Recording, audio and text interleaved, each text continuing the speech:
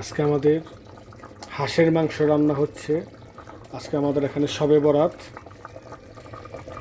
এটা আজকে রান্না হচ্ছে, যেটা মাখানো হয়েছে এটা কালকে। ঘি দেওয়া হয়েছে, এটা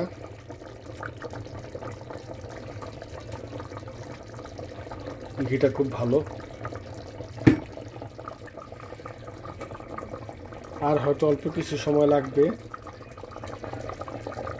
আজকে এটা রিয়েল কানাডিয়ান সুপার স্টোর থেকে কেনা হয়েছে, 2.5 কেজির মতো।